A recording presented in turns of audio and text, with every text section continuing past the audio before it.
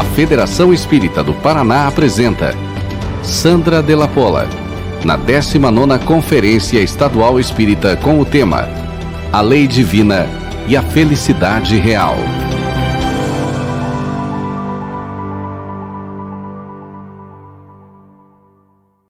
O nosso boa tarde a todos e o nosso desejo de plena paz. Se nós tomarmos o título, vamos ver que há uma profunda relação, uma relação de pertencimento da segunda, a felicidade, em relação à primeira, a lei divina. De tal sorte, vamos ver na sequência, que é possível afirmar que a felicidade é a exata adequação à lei de Deus nosso Pai. Mas antes de entrarmos nesta questão, nós preferimos elucidar de que felicidade a gente estará falando. Porque essa palavra, como muitas outras, acaba ficando de uso comum e tendo as interpretações mais descabidas ou dependentes de interesses menores. Veja, por exemplo, que quando se quer falar de amor, nós precisamos acrescentar amor verdadeiro. Porque tanta coisa a gente chama de amor e está longe de sê-lo. Da mesma forma com relação à felicidade. E não raro, nestes períodos de transição, que se caracterizam, entre outros aspectos, por crises. Assim entendido como uma momentânea, aparente busca ou perda de valores. Fica tudo um pouco enchamuscado, um lusco-fusco, até que nós possamos, em transpondo, através de escolhas, verificarmos efetivamente a proposta maior da vida. Então, muitas vezes nós temos considerado felicidade ou nos tem vendido o conceito de felicidade, a quem interessar possa, como sendo a conquista das coisas externas. Como um projetar para fora e conquistar a qualquer preço os bens que nos rodeiam e até mesmo as pessoas. Vamos considerar sobre esse primeiro aspecto. A conquista a qualquer preço. Portanto, muitas vezes a conquista de forma ilegítima. E vamos à cata de tudo isso. Porque o importante é ter. Se não tem, o indivíduo não vale. Se ele não vale, não é um ser humano. E, consequentemente, nos atiramos nesta busca quase que, se não, enlouquecida pelas conquistas exteriores. Para, na mesma proporção, e nem precisa um processo reencarnatório subsequente. Vamos analisar no expresso limite de uma existência. E nem precisa transpor as portas da morte, para que venhamos a nos dar conta que tudo aquilo não trouxe felicidade. Estamos detentores e possuidores de tudo o que buscamos, coisas e pessoas, mas não encontramos, enquanto situação perene, a dita felicidade. Quando não, o que é muito comum, na mesma existência, estas coisas perdem o sentido. Por N razões, permanecemos possuidores, mas já não temos mais em relação ao objeto o mesmo sentir. E muitos acabamos por nos indagar, de que adiantou? Durante a vida profissional, muitas vezes, eu presenciei depoimentos de indivíduos, de pessoas, que empregaram uma existência na luta, e neste momento vamos pensar só na luta que não seja legítima, pelo anseio do possuir. E ao chegar em um determinado momento da caminhada, próximo ou já na velhice, tinham que enfrentar o desgosto de ver os seus disputando estes bens e alijando-o do processo familiar. Certa feita, um senhor que contratava o escritório onde nós éramos empregados à época, afirmava numa reunião: eu não cheguei ainda à incompetência do raciocinar. Porque a gente tem uma fantasia, né, que conforme vai envelhecendo, perde a capacidade de raciocinar. E nem mesmo morri, mas eles me tratam como se eu não existisse. E estavam propondo, sim, a sua interdição, num apoderamento, no caso, ilegítimo. Quando não, fazemos isso com pessoas. Apropriamo-nos de indivíduos como se bens materiais fossem, às escusas da vontade do outro, por mecanismos os mais variados de sedução, para chegarmos a um determinado momento do processo relacional e termos que admitir: eu o possuo, mas ele não me ama. O que certa feita ouvi também na sala de trabalho. Uma senhora, uma jovem senhora, depois de relatar a problemática que a levava ali, numa profunda tristeza, afirmava que podia dizer que tinha sido dona daquela outra pessoa com a qual vivia. Cerceou-lhe a vontade de todas as maneiras possíveis e imagináveis. Até mesmo, ela disse, o tirei dos seres que ele amava. Mas qual a minha tristeza, ter que suportar todos esses anos a dependência dele em relação a mim, mas eu nunca vi em seus olhos o amor que eu enxergava quando olhava para aquela outra mulher, da qual eu lhe roubei. Outras tantas vezes, é verdade, as nossas conquistas são legítimas, por que não? Sim. Vamos à cata dos bens materiais, porque acreditamos que isto ou nisto esteja a nossa felicidade, e o fazemos no estrito limite da legitimidade.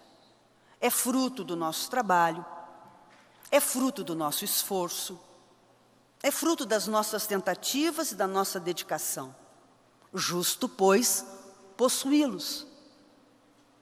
Mas não nos damos conta que é uma mera posse. A palavra posse já traz em si a ideia de temporariedade. Eu posso, na posse, usufruir o bem durante o período em que ele esteja na minha relação. Mas a palavra já traz em si um limite de tempo, diferente da propriedade, que se pressupõe que esse indivíduo possa transportar o bem para onde ele se encontre. Claro que estamos falando na dimensão material. Já vamos analisar sobre outra perspectiva. Então, possuímos as coisas de bem, através do bem. Mas nem aí encontramos a felicidade. Inclusive porque situações exteriores podem se extinguir.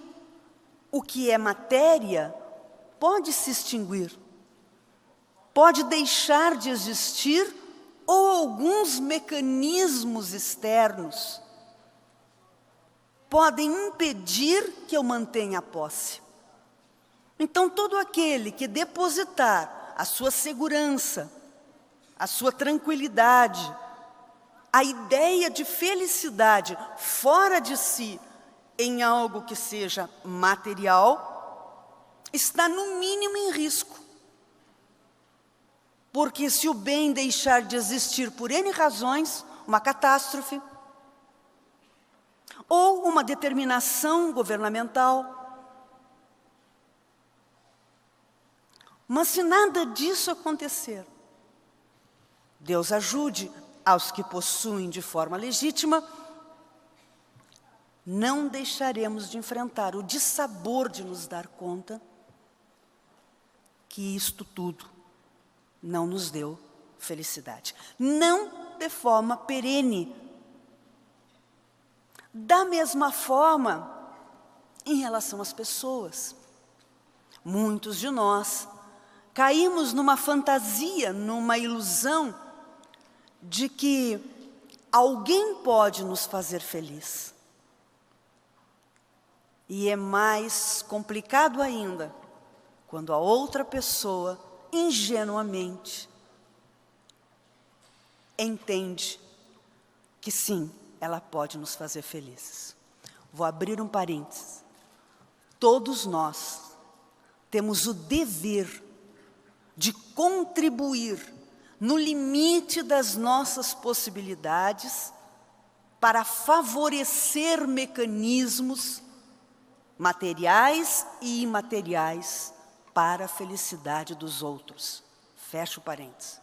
No entanto, nenhum de nós tem o poder de fazer a quem quer que seja feliz, salvo a si próprio. E então, quando nós vamos depositando de forma externa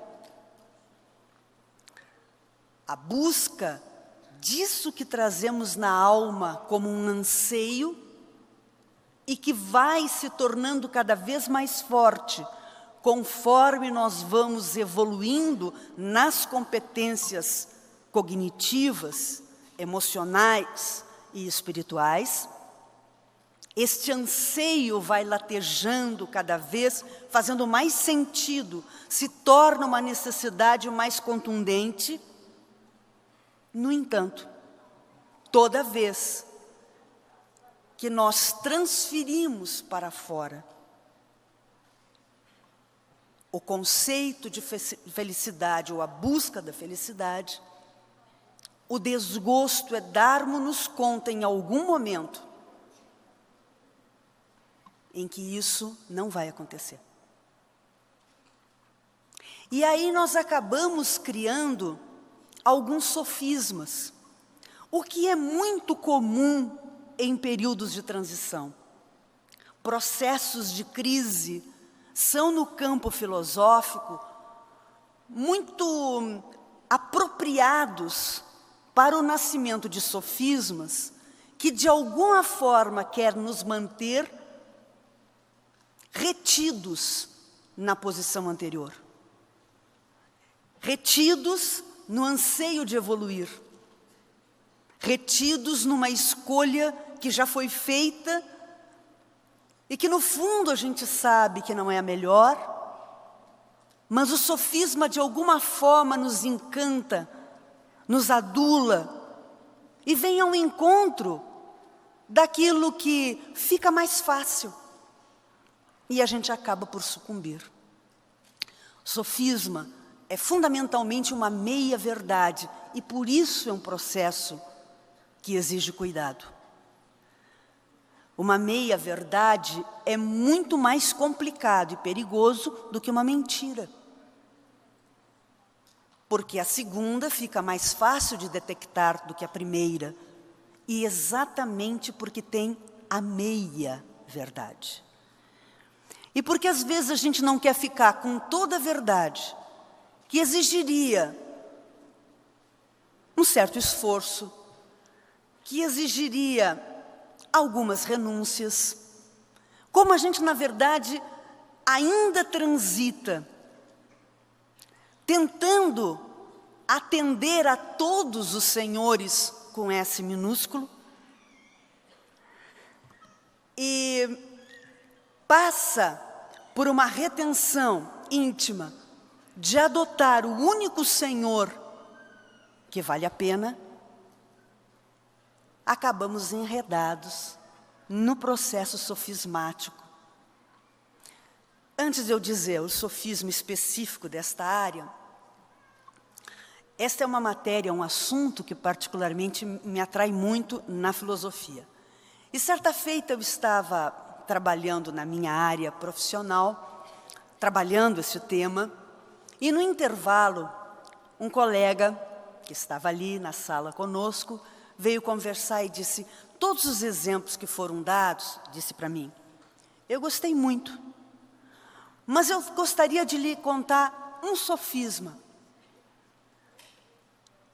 E talvez, se a senhora achar conveniente, eu lhe autorizo que conte. E como o dele é imbatível frente a todos os demais que eu conhecia, eu passei a dar o dele como exemplo. Ele me disse, caminhar engorda. Eu primeiro levei um choque, porque eu estava começando a caminhar. Por efeito contrário, claro. Eu disse, caminhar engorda? Sim, senhora, olhe na praça, só tem gordo caminhando. É verdade. Se nós olharmos em qualquer praça, se nós olharmos a maioria das pessoas que caminham, estão, na melhor das hipóteses, um pouquinho acima do peso. Mas elas estão caminhando exatamente para voltar ao peso. Então é uma meia-verdade. Nesta matéria, se criou um sofisma muito interessante. Qual seja? Bem, nós não podemos ter felicidade. A felicidade não existe. E vejam, na sequência, mais adiante, a gente vai falar sobre a questão 920 do Livro dos Espíritos, onde os Espíritos vão explicar para Kardec que num planeta que ainda não chegou aos níveis desejáveis ou desejados, evidentemente que nós não podemos gozar de felicidade plena.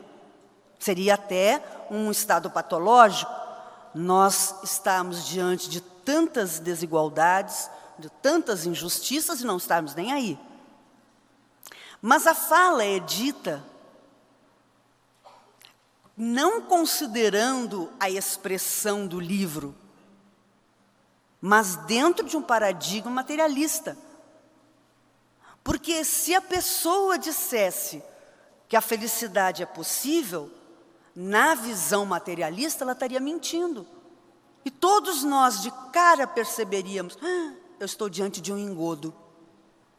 Esta ideia de conseguir tudo por qualquer meio, que foi a primeira hipótese que figuramos, esta ideia de colocar nas coisas materiais e nos outros a realização da nossa felicidade, ela não é possível. E então, imediatamente, a reflexão consequente seria óbvia. Então, onde é que eu vou buscar essa tal de felicidade? E o paradigma espiritualista se imporia em nosso psiquismo, de imediato, de pronto. E todos os esforços para conquistar a felicidade real seriam feitos pela pessoa mediana, pela pessoa comum, independente, claro, de suas outras questões religiosas. Mas não, a afirmativa é: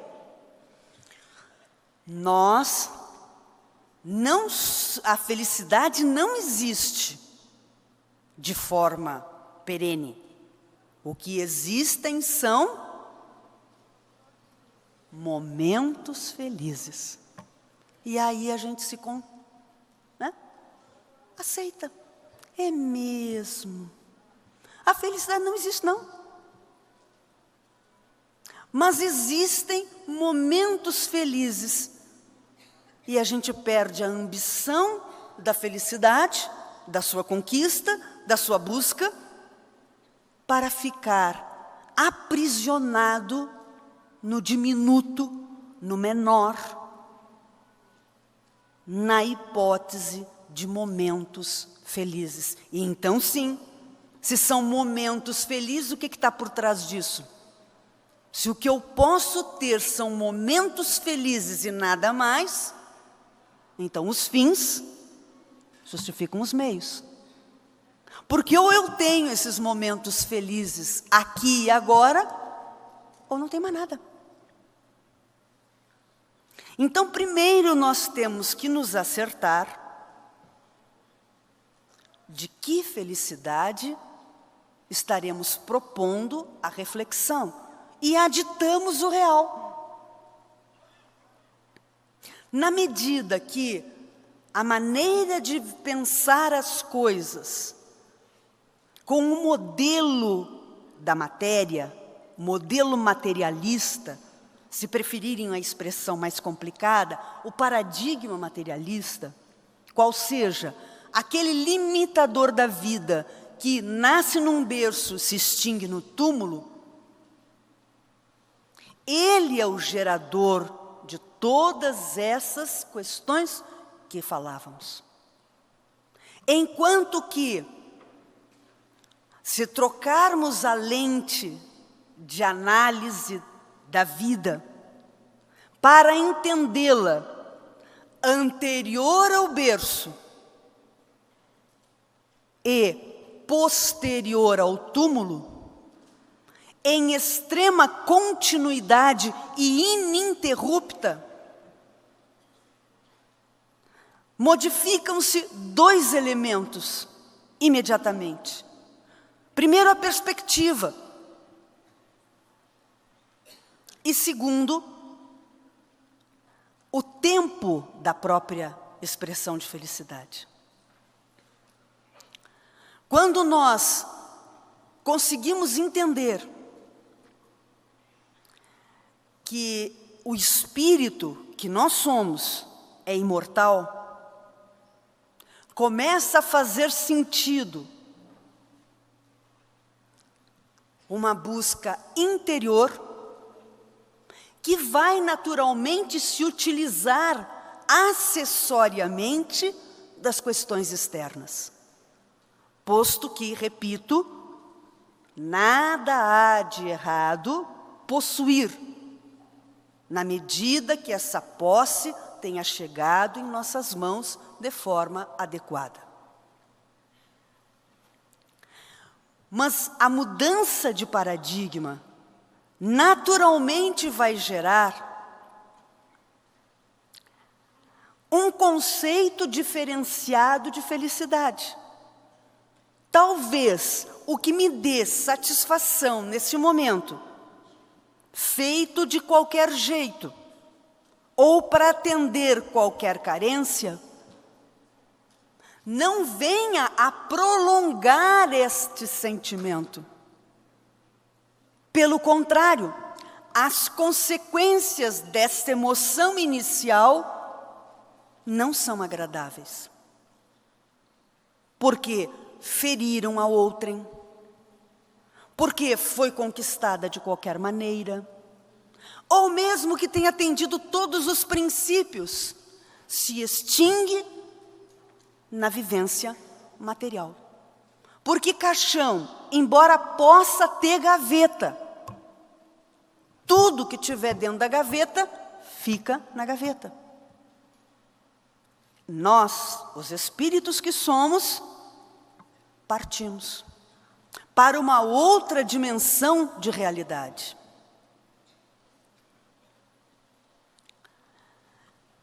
E vai então fazer valer a assertiva de Paulo de Tarso.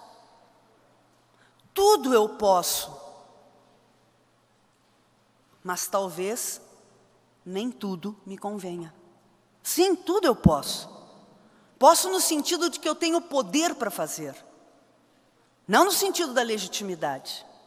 Não no sentido da adequação, mas da possibilidade da ação. E conforme nós vamos evoluindo as nossas competências, então nós vamos ampliando essa noção de poder para dimensões, inclusive, virtuais. Anteriormente, o poder se limitava ao campo do que podia ser tocado, do que podia ser dimensionado num limite de tempo e espaço. Hoje não mais. Então, conforme nós vamos desenvolvendo tecnologias e as nossas capacidades cognitivas, evidentemente que a noção de possibilidades enquanto poder se amplia assustadoramente. Mas tudo o que eu posso me convém? Esta é a questão. Me convém no sentido, aquela emoção inicial, ela seguirá comigo em toda a estrada da vida, neste campo dimensional, em outros campos dimensionais, no meu retorno a este e assim sucessivamente? Porque não é possível que nós imaginemos que a divindade não tenha a competência de estabelecer uma felicidade permanente. A questão primeira de O Livro dos Espíritos assegurará, com relação à inteligência da divindade, que é suprema, que é Deus, inteligência suprema, causa primeira ou primária de todas as coisas. Inteligência suprema, nada há além dessa inteligência, ela é o máximo, ela não está sujeita a melhorias, ela não depende de elementos acessórios, pode até utilizá-los, mas prescinde deles, porque atingiu o grau de supremo. Se no nosso nível de evolução, a quem nós amamos, nós procuramos impregnar esse indivíduo de todas as possibilidades de ser feliz em todos os momentos da sua vida, a divindade não teria essa competência e esse poder. É evidente que ela vai estar sempre proporcional ao nível de cada um. Mas enquanto possibilidade da lei, isto é deferido a todo aquele que se adequar a ela.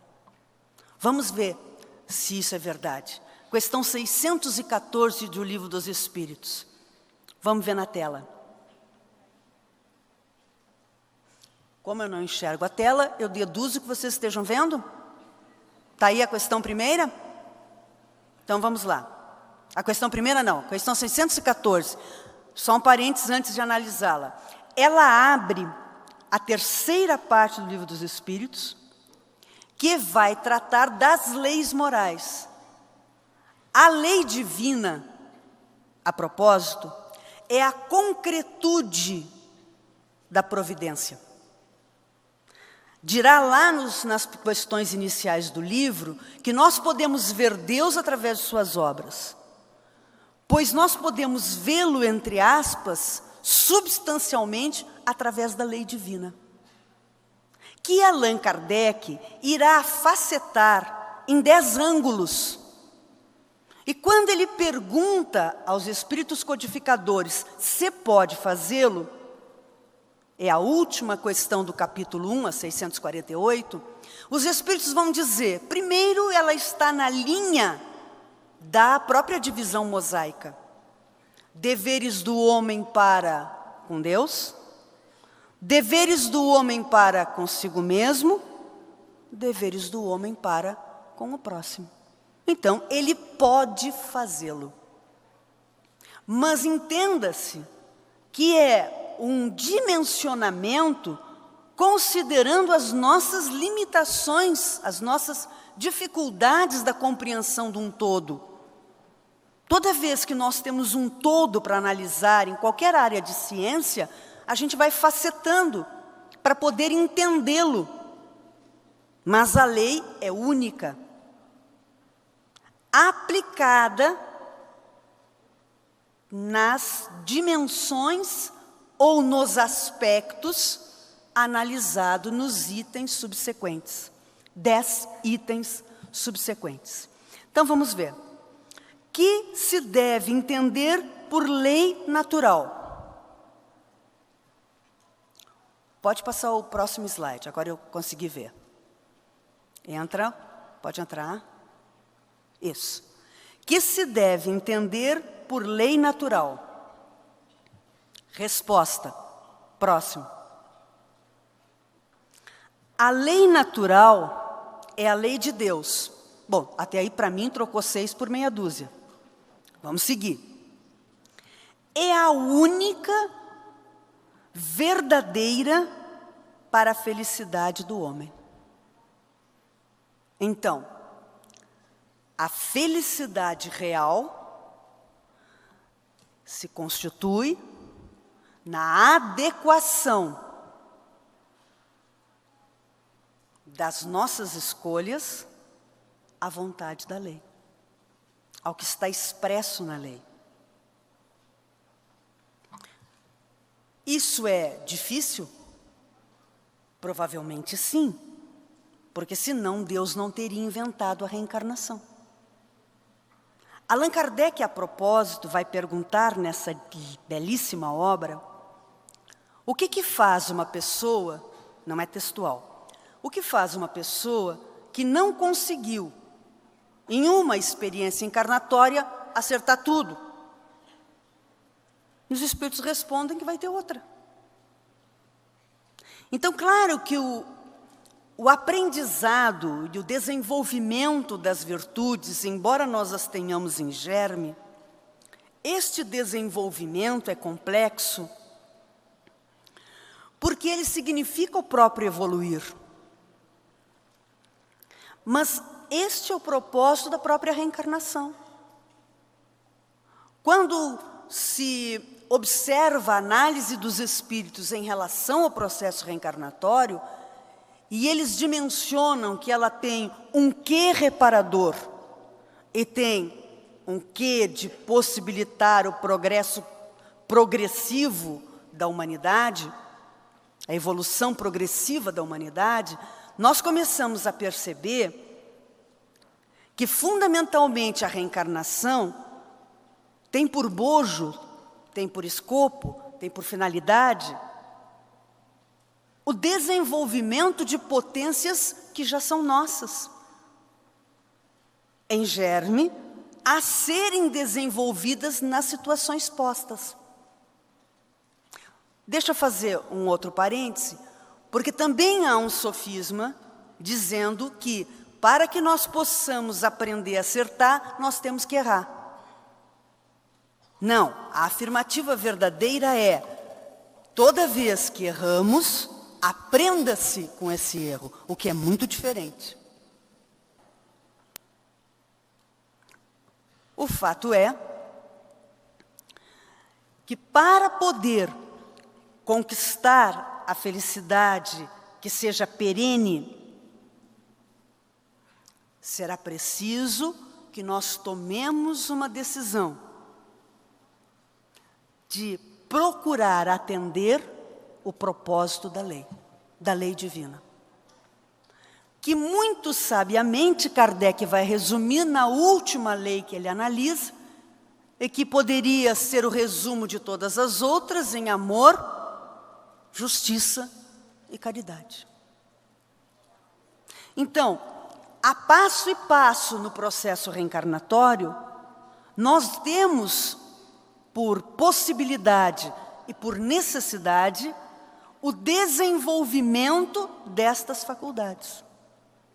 Se eventualmente nesta caminhada foi feito um mau uso do exercício do livre-arbítrio, em tese, isso não nos prejudica propriamente ou nos retira da evolução. Porque a lei divina é inclusiva. Vejamos, ao cometer um equívoco que seja, por má fé ou sem má fé, por esta razão precípua, nós não estamos aleijados. Tu não vais evoluir nunca mais. Agora tu vais para um lugar específico, ou eu te extingo, te elimino como espírito, e tu deixa de existir, ou tu vai ficar nesse lugar para toda a eternidade. Não, a lei divina, ela é substancialmente inclusiva, e o processo reencarnatório é a grande prova disso. Ele vai possibilitar, repetindo, que eu retorne, e ainda que tenha que reparar, porque uma escolha equivocada foi feita, eu vou reparar com o sentido precípuo de aprender a fazer diferente para fazer melhor. Eu não vou reparar no sentido da vingança da providência. Agora eu te coloco nessa situação para tu ver o que tu fez. E fica assim, o dito pelo não dito. Não, agora somos colocados em situações proximais, às vezes idênticas, com o intuito da reparação, mas para reparar qualquer coisa, eu tenho que fazer diferente. Eu tenho que fazer melhor, senão não tem reparação. Então quem é que ganha no negócio de reparar? O sujeito que repara. Ainda que o destinatário da minha ação, ele se beneficie, porque tem que se beneficiar, houve um momento em que eu retirei dele alguma coisa, mas fundamentalmente ganho eu. Porque para retirar, para reparar, eu tenho que dar o que eu tirei. Então, se eu tinha uma aprendizagem consolidada de que felicidade era tirar dos outros, eu vou fazer uma aprendizagem diferenciada. Felicidade é doar o devido a cada um. E nisso eu estou reparando com A, com B, com C. Portanto, eu estou fundamentalmente, a lei está fundamentalmente promovendo o indivíduo, possibilitando que ele se veja efetivamente como um filho de Deus. Que ele gere para si um complexo de autoestima. Nós só podemos estimar o que respeitamos. Então a autoestima é de alguma forma consequência do autorrespeito. E como posso ter autorrespeito se as minhas ações são desprezíveis e eu já tenho a competência de fazer essa análise? Se as minhas ações não são consentâneas com o que eu acho que seja o adequado. Então, ao realizar o adequado, o grande beneficiador é o agente que realiza. Porque ele pode dimensionar as suas possibilidades interiores. Porque aí ele começa a ter a noção do tal do reino de Deus que está dentro dele. Aí ele começa o processo de identificação real com essa filiação divina, que muitas vezes a gente nem sabe do que se trata. A gente vai tentar conversar isso um pouquinho mais amanhã. E ele vai fazendo então um autodespertamento em relação a si próprio. E quando descobrir que a melhor coisa é fazer o bem, porque é o que lhe pode garantir a perenidade daquela emoção que chegará ao nível de sentimento que é a felicidade, ele empregará, aí sim, todos os seus esforços, uma extrema dedicação, para poder ir realizando o seu melhor a cada passo. Então,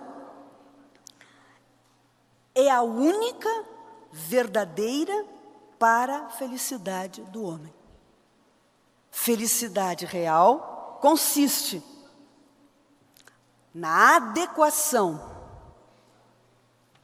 das nossas ações em busca da lei. Isto demanda tempo, já dissemos, a própria assertiva dos espíritos a Kardec na obra basilar que estamos homenageando, deixa extremamente claro. Isto tem um ritmo particular para cada um, sem dúvida. Desde o dia que nós decidimos pela felicidade, ou pela construção desta felicidade, qual seja, desta adequação à lei, até o momento que nós atingimos a plenitude, leva tempo, provavelmente, mais para uns, menos para outros, mas leva um tempo. Como todas as virtudes. O grande desafio será perseverar. Porque nós desistimos das construções legítimas com extrema facilidade. Mas, de qualquer sorte, essa possibilidade de adequação, ela existe para qualquer ser criado por Deus. Mesmo aqueles que, num determinado momento, pareçam que não têm competência para tal processo, é porque houve um desvio tal nas suas escolhas, que agora está quase impossível de enxergar a realidade como ela existe, sim, a realidade que ele construiu para ele. Por isso que nós precisamos ter muita cautela com emoções como rancor, emoções como mágoa, emoções como raiva, porque são emoções que nos prejudicam não só o corpo somático, mas fundamentalmente nos prejudicam a saúde mental. Saúde esta, porque o corpo fica, mas esta saúde que atinge as estruturas mais profundas do ser, do espírito, essas remanescem. Em sucessivas reencarnações, nós podemos perder, temporariamente é claro, mas podemos perder a capacidade de olhar a realidade como ela é, e passamos a olhá-la conforme nós a construímos. Às vezes a gente vê cenas nas mídias, né, que a gente fica em dúvida se aquela pessoa está vivendo no século XXI ou se está vivendo lá 4, 5, 6, 8 séculos atrás, porque a atitude e a interpretação da vida é muito parecida. Quando todo o planeta, ou muita gente no planeta, se volta para o coletivo, se volta para o inclusivo, se volta para a igualdade, se volta para a fraternidade, nós vemos um grito aqui ou acolá, que provoca evidentemente muito estrago, de indivíduos que estão completamente distoantes com as propostas mínimas de civilidade. Mas não tenhamos dúvida, eles também entenderão. e o mecanismo da reencarnação será para tais o grande remédio. Mesmo que encarnações iniciais apresentem debilidade, apresentem limitações tais que nós ficamos tendentes, na nossa visão acanhada, de enxergá-los como seres humanos que são, e fiquemos tentados, então, a interpretações de esta vida não vale, então elimina, esta vida não vai vingar, então para. Toda a vida na Terra tem sentido, e tem algum sentido para o histórico daquele espírito. Privá-lo da experiência seria o pior que se poderia fazer para a sua recuperação. Independente de todas as consequências que nós vamos ter que carpir por impedi-lo, o fundamental agora na nossa análise é pensar no que nós estamos fazendo de malefício para o próprio indivíduo. Então, a felicidade real é essa adequação. Mas a frase segue e diz ainda: indica-lhe o que deve ou não deve, indica-lhe o que deve fazer ou deixar de fazer, e ele só é infeliz quando dela se afasta. Portanto, se houve um afastamento, está na absoluta hora de mudar o passo. E nós podemos fazer esses afastamentos não por determinismo da lei, como já foi dito, mas podemos fazê-lo por N razões. Não vamos aqui analisá-las, mas vamos nos analisar. Porque também o professor Hippolyte Léon Denis Rivail, que vai assumir o codinome de Allan Kardec, nessa parte terceira, depois de fazer este precioso estudo com a espiritualidade, analisar essa parte geral da lei divina, que nós estamos nos detendo agora, analisar os 10 ângulos, depois, na sequência, ele vai analisar as virtudes e os vícios, e vai encerrar a parte, com o 12º capítulo, que ele intitula da perfeição moral, e a última questão da parte, a famosa 919, ele age como um perfeito professor, um mestre, porque o que caracteriza um professor é oportunizar ao seu educando as facilitações para o processo da aprendizagem. Ele oferece toda essa gama de estratégias, de ambiência e tudo mais. O que caracteriza um verdadeiro aluno é estar disponível.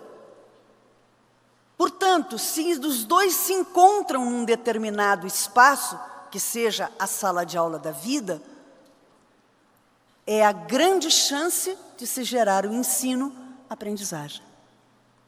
Então, naturalmente, depois de teorizar, o que cabe a alguém que está querendo ensinar? Dizer para que serve tudo aquilo que acabou de teorizar. Porque, indiscutivelmente, a teorização, ela faz parte daquele processo de conhecimento que gerará a vontade de agir. Mas o processo de conhecimento, ele não se exaure no teorizar. Cada um que está no processo de ensino-aprendizagem de qualquer ciência, ele tem que se dar conta de que é para que serve toda aquela gama informativa. E aí sim gera conhecimento, e aí sim gera a mola propulsora da vontade, que poderá gerar uma atitude. Então, naturalmente, sendo o mestre de Lyon, ele não poderia deixar de fazer a questão do 919. Nós queremos, eu peço, também não é textual, um melhor meio, o meio mais eficaz de uma pessoa poder alcançar toda a evolução que lhe é possível e de vencer as tentações que sejam postas na sua estrada. Inteligentíssima pergunta. Porque ele quer não a teoria, ele quer um meio prático. E os espíritos vão responder, um sábio da antiguidade já vos disse, conhece-te a ti mesmo. Que é a tese socrática. A frase não é de Sócrates, mas a tese sim. Ora, em um momento da filosofia, se entendeu que o ser humano não poderia tentar se autoconhecer. Ele não tinha essa capacidade. Foi a tese antissocrática. Qual seja, toda vez que a gente caminhasse para esse processo do autoconhecimento, fatalmente a gente ia se iludir. E aí surgiriam duas consequências. Ou o indivíduo tem características pessimistas em relação a si e iria, ao analisar, se entender que toda a culpa por todos os problemas da humanidade é dele, ou ele tem um posicionamento otimista, esfuziante a seu respeito, e ele iria entender que todos os problemas da humanidade é da humanidade, ele não tem nada com isso. Mas ele não chegaria à verdade. E Kardec vai testar. E nasce então a subpergunta. Entendemos a validade dessa máxima, mas como fazer? Como fazer e não correr o risco de se iludir? E Santo Agostinho vai responder que é numa autoanálise. Só que agora fica um pouco complicador. Porque o processo de autoanálise, embora ele pareça simples, ele não é. Primeiro, porque ele precisa de um indivíduo que queira saber a verdade, para que não acabe se iludindo, como entenderam alguns filósofos. Segundo, ele precisa de coragem, porque vez ou outra, pelo menos, a gente vai ver algum detalhezinho, cá entre nós, que não é aquele que a gente gostaria de ver. Mas vê, se está fazendo um processo verdadeiro, acaba vendo. Então precisa de coragem. Coragem para não desanimar, coragem para não desistir, coragem para não entrar num processo descendente que só lhe retiraria forças da possibilidade reparadora. Então, é preciso que nesta caminhada do autoconhecimento, nós estejamos muito atentos, evidentemente, mas muito lúcidos em relação a nós mesmos. Eu estou produzindo esta caminhada de forma produtiva. Eu iniciei esse processo e eu estou conseguindo dar conta dele. Dar conta, entenda-se, eu de verdade estou querendo ver ou não estou fazendo muito esforço para ver? Ou eu estou mais fazendo um processo de transferência do que de autoconhecimento? Mas um outro aspecto igualmente grave. Eu não estarei me machucando desnecessariamente? Porque observemos, a lei divina não nos machuca. A lei divina não nos impõe castigos. A lei divina nos responsabiliza, o que é absolutamente desnecessário. Diferente, perdão. Responsabilizar alguém por uma ação não exige como adicional que esta responsabilização seja de forma cruel, que esta responsabilização seja feita de forma a machucar a pessoa. Tanto é assim que mesmo já na filosofia jurídica humana, nós já fomos competentes para entender mecanismos responsabilizadores que podem gerar e promover o indivíduo à consciência da coletividade, ao entendimento do valor dos seus atos, sem que usemos necessariamente de metodologias mais antigas. Elas hoje ficam restritas aos crimes que efetivamente põem em risco a sociedade. E para benefício do próprio indivíduo, para que ele não continue caindo cada vez mais. Mas ainda assim, é óbvio que no sistema carcerário humano nós temos N deficiências. Mas enquanto pensar dos operadores do direito, são metodologias responsabilizadoras para a promoção de uma pessoa melhor. Então, se nós, espíritos que estamos caminhando na linha da perfeição, ou para a perfeição, mas ainda muito próximos à imperfeição, temos já competências para a compreensão desses mecanismos, quanto mais a lei divina. A lei divina não necessita que a responsabilização esteja atrelada à crueldade. Muito pelo contrário. Mesmo se nós considerarmos as dores, as vicissitudes, que nos são dadas na perspectiva de nos propor o desenvolvimento das faculdades íntimas, mesmo se considerarmos a dor, nesta dinâmica sempre positiva, a dor não é a única opção da justiça divina. Provavelmente não seja nem a primeira. É possível reparar sem esta dor ressarcimento. Assim, este processo de análise que vai saindo do trilho e vai se tornando um mecanismo de tortura, de automaceração, ele está enveredando para uma patologia.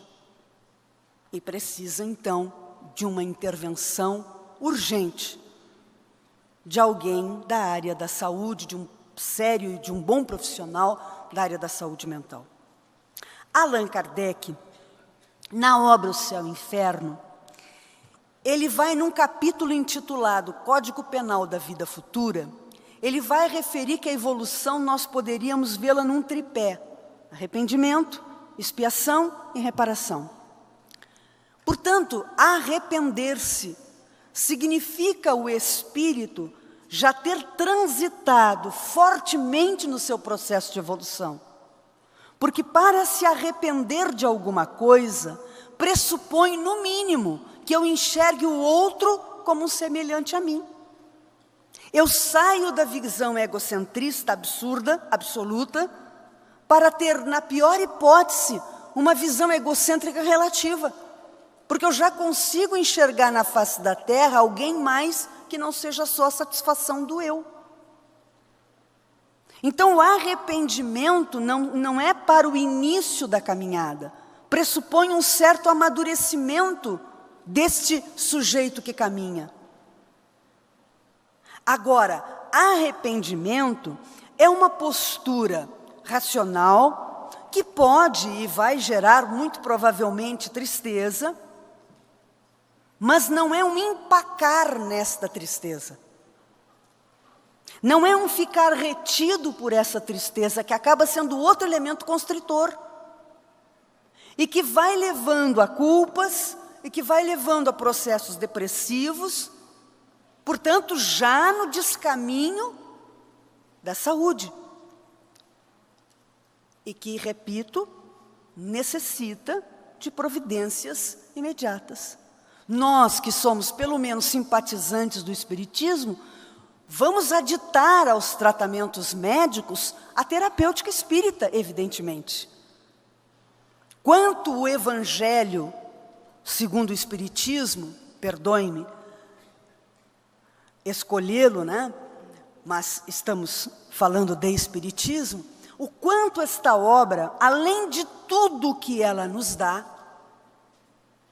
ela se torna uma alavanca propulsora daqueles nossos momentos de tristeza em virtude de darmos conta dos equívocos que cometemos. Como ele nos estimula, como ele nos consola. Porque chamar a atenção de alguém não é instantaneamente ou correlato de ter um desamor por essa pessoa, muito pelo contrário.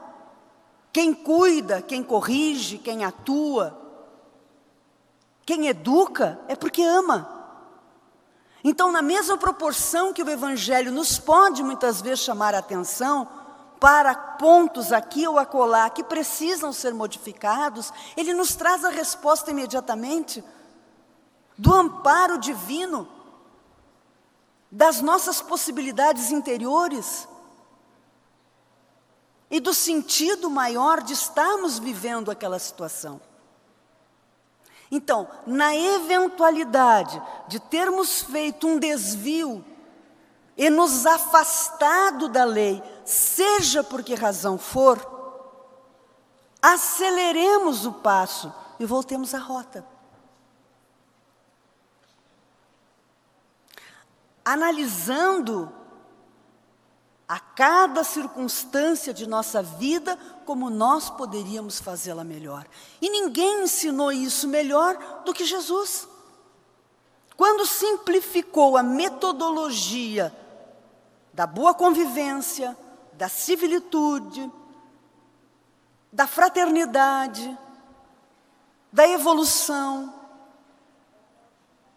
faz ao outro o que tu querias que a ti fosse feito. E não faz a ninguém o que tu não gostarias de receber. Isso é fácil, não fácil de fazer, mas fácil de entender. Porque todos nós trazemos dentro de nós o que nós gostaríamos de receber. Isso é inato. Ninguém quer o pior para si, claro, salvo os doentes. Mas alguém que esteja razoavelmente bem não quer o pior para si. E sabe muito bem o que queria receber. Então faz. Faz com as condições que puder. Faz da melhor forma que puder. E se não puder fazer todo o possível desta feita, em tomando consciência mais adiante, mas eu podia ter feito um pouco mais. Faz agora. Quantas pessoas me dizem, se eu tivesse conhecido o Espiritismo antes. Pois é, mas não conheceu. Eu não teria errado aqui. Pois é, que bom que não teria errado. Mas errou. E é uma coisa complicada que é chorar pelo leite derramado, porque não adianta nada. Se derramou o leite, eu quero tomar café, a única solução é ferver outro. É limpar e ferver. Então chora alguns minutos, porque chorar é bom, ativa as glândulas lacrimais, para que a gente não tenha secura nos olhos, é muito bom. Mas depois levanta e vai ferver outro café. Porque se chorar mais de 5 minutos dá ruga, e aí já passa a ser um péssimo negócio. Então, promova. E se deu conta, no dia seguinte, 2 dias depois, eu podia ter feito mais. Então faça. Faz na hora que se der conta. Sandra, mas eu vou ter que reparar. Todo mundo vai ter que reparar, só que uns já sabem e outros não. O importante é que, feito o afastamento, retorne e entregue para a vida. Porque o grande significado da vida é nós nos construirmos como uma pessoa melhor. Este é todo o valor de estarmos aqui. Essa possibilidade sublime que essa doutrina nos oferece, de compreender esses mecanismos de promoção, de autopromoção de uma pessoa melhor. para encerrarmos, vem-nos à mente a história de uma patrícia romana que viveu muitos anos na Palestina, em virtude do casamento, e lá ela conheceu Jesus. Posteriormente fica viúva, se torna primeiro mãe, depois fica viúva. O marido morre já sem condições econômicas, era um político, era servidor da política e acabou entrando em desgraça profissional. Ela adota como serviço e manutenção de sua família o servir doméstico, o trabalho doméstico, e vai trabalhar depois, já em Roma, inclusive, na casa de outras patrícias, suas amigas. Tornara-se cristã na Palestina e prosseguiu cristã em Roma. Haviam grupos pequenos de reunião, de estudos, enfim, mas certo entardecer, ela fica sabendo que Pedro, que ela conhecera na juventude, e um outro pregador que ficara famoso entre os cristãos, que ela não conhecia, chamado Paulo, estariam pregando nas catacumbas naquele anoitecer. Ela toma do filho e resolve ir. Enquanto Paulo está falando, a soldadesca romana, liderada pelo prefeito de Roma, invadem as catacumbas e prendem todos que ali se encontram. A grande maioria dos que estavam ali, com exceção que sabemos dela e de Paulo, eram escravos de Roma. E escravo não tem direito algum. É óbvio que eu não estou diminuindo a importância do testemunho de um escravo. Mas o que eu quero ressaltar é que Joana de Cusa era uma cidadã romana. E como cidadã romana, ela tinha o direito de um julgamento legítimo. Todos tinham o direito de abjurar, podiam abjurar, e ela também, e evadir-se do julgamento. Mas ela tinha mais direitos, permitam a redundância. Porque como cidadã, era pertinente, ou é pertinente à nossa condição de cidadania, um julgamento justo, legítimo, que atenda os preceitos da lei. E ela então poderia ter reivindicado isso. E mais, a última instância no direito romano era o próprio César. Mas ela não o faz. Entrega-se como um cordeiro.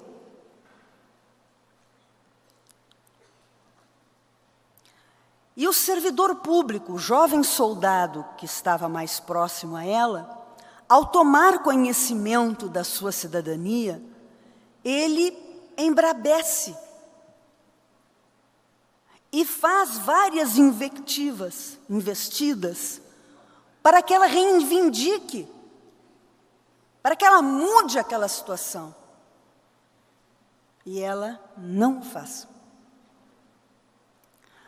Quando já atada no poste para ser queimada, ele toma uma atitude absolutamente descompassada com o exercício da função pública.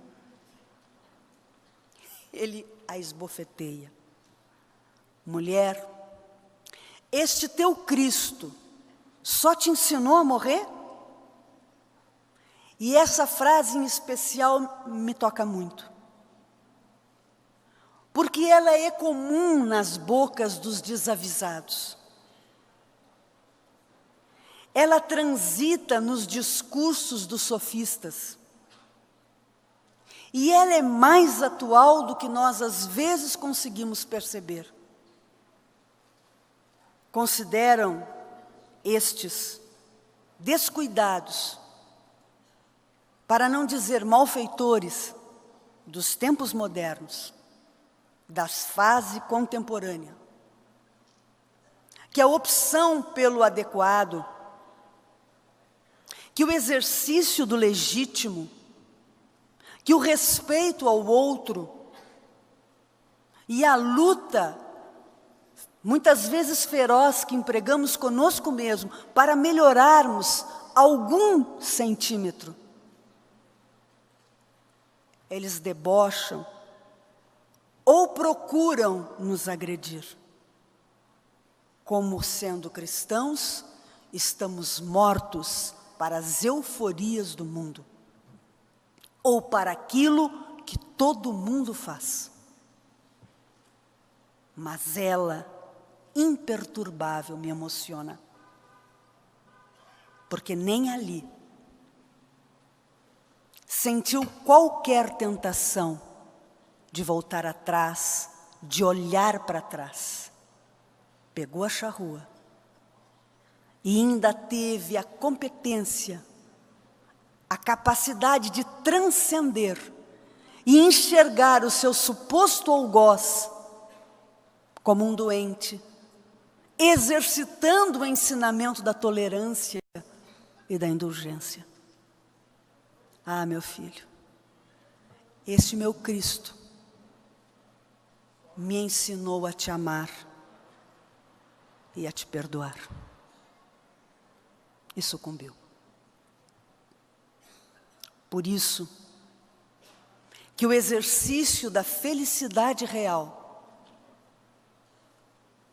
neste momento em que nós nos encontramos, numa proposta bela de transitarmos de velhas atitudes adoentadas para a promoção de atitudes de saúde e de alegria, este bendito Espiritismo traz de novo Jesus à acústica da nossa alma, voltando a nos convidar ao amor e ao perdão. É uma encarnação importante, como todas, mas substancialmente valiosa. Porque essa ferramenta bendita, que nos prova a imortalidade da alma, tem a força motriz de alcançar os corações mais empedernidos e acalentá-los com a esperança do vir a ser. Por isso, que neste momento, além da gratidão à Federativa Paranaense, pela oportunidade e pela confiança, juntamente com a imensa gratidão à paciência e à atenção dos senhores, me permitam agradecer ao Senhor Jesus pela possibilidade de reencontrá-lo absolutamente redivivo pelas luzes da doutrina dos imortais, dos espíritos, no trabalho inolvidável e lúcido de Allan Kardec. Porque quem sabe, desta feita, quem sabe não, com toda certeza, desta feita, nós vamos aprender a amar e a perdoar. Muito obrigado. Fiquemos em paz.